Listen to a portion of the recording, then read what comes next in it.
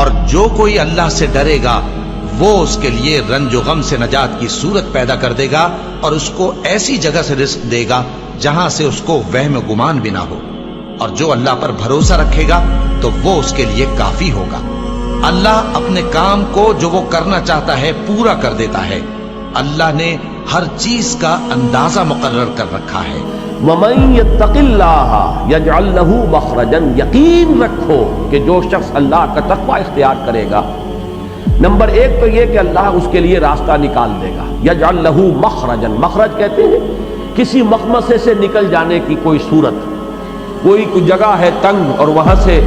نکلنا پڑ رہا ہے اچانک، تو وہ مخرج جو ہوتے ہیں جیسے بڑے بڑے ہال ہیں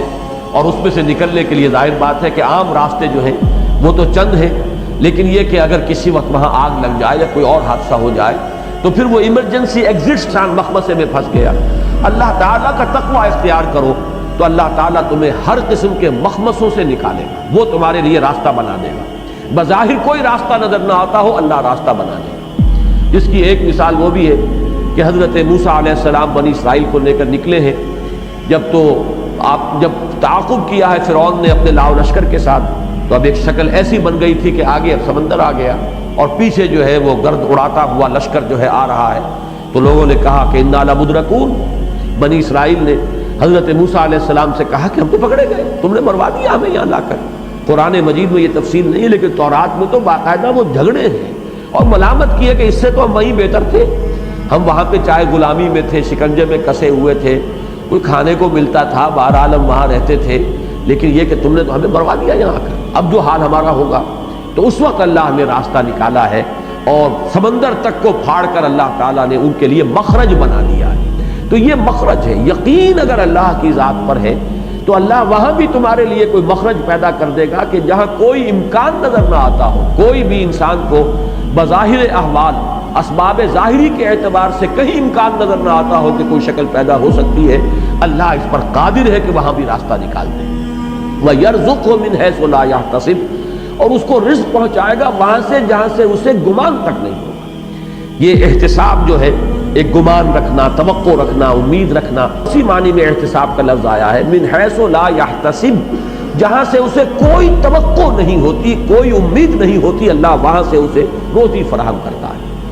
یہ گویا کہ ایمان باللہ کا ایک لازمی تقاضا ہے۔ اگر حقیقتاً ایمان ہے اللہ کی ذات پر، اسی طرح یہ یقین کہ جہاں مجھے کہیں کوئی راستہ نظر نہیں آئے گا اللہ راستہ نکال دے گا، جہاں مجھے کہیں سے کوئی شکل نظر نہیں آئے گی کہ کہاں سے میری ضرورت پوری ہوگی، اللہ میری ضرورت پوری کرنے پر قادر ہے۔ وَمَن يَتَوَكَّلْ عَلَى اللَّهِ فَهُوَ حَسْبُهُ، اب توکل جو ہے اس کی بحث تو آ چکی ہے سورۃ تغابن میں، یہاں جو لفظ فرمایا فَهُوَ حَسْبُهُ، جو اللہ پر توکل کرے تو اللہ اس کے لیے کافی ہے۔ یعنی یہ کہ یہ ممکن نہیں ہے، آپ دنیاوی اعتبار سے بھی کسی شریف اور بامروت انسان سے یہ توقع نہیں کرتے کہ اسے یہ محسوس ہو کہ یہ شخص مجھ سے توقع رکھتا ہے، مجھ پر اس کا کچھ انحصار ہے، دار و مدار ہے، وہ مجھ سے کچھ امید لگائے ہوئے ہے۔ تو پھر کوئی شریف انسان الا یہ کہ بالکل عاجز ہو جائے، اس کے بس میں نہ ہو، وہ اس کے اس امید کو جو ہے وہ نا امیدی میں تبدیل نہیں کرتا، یہ شرافت کا تقاضا ہے۔ تو اللہ اگر یہ دیکھے کہ میرا کوئی بندہ تو میرے سامنے اس نے اپنے آپ کو بچھا دیا، اپنے سارے معاملات میرے حوالے کر دیے،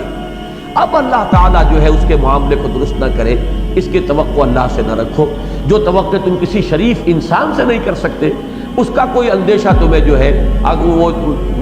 اللہ کے بارے میں کیسے ہو سکتا ہے؟ تو جس نے اپنا معاملہ اللہ کے حوالے کر دیا ہو، جیسے کہ وہ فارسی کا شعر میں نے سنایا تھا کہ کار ساز ماں، وہ میرا کارساز جو ہے، بے فکر کار ماں، وہ میرے کام کی فکر میں ہے، وہ پورا کرے گا۔ اور فکر ماں در کار ماں آزار ماں، اگر میں خود اپنے ہاتھ میں لے لیتا ہوں تو اللہ تعالیٰ بھی حوالے کرتا ہے، اچھا اب تم جانو اور یہ اسباب ظاہری جانے، تم اپنے جو بھی کر سکتے ہو کر لو، زور لگا لو، جو بھی تمہیں ملنا ہے وہ ملے انہی اسباب ظاہری سے۔ لیکن اگر ہم ویسے اسباب کو ترک کرنا نہیں ہے، توکل کرو اللہ پر،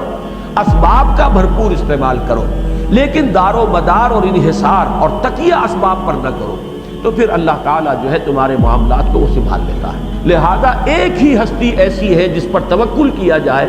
تو کہیں انسان جو ہے وہ مایوس نہیں ہوگا، اس لیے کہ اللہ کی شان یہ ہے کہ ان اللہ بالغ امرہ، اللہ تعالیٰ تو اپنی بات کو پہنچنے والا ہے،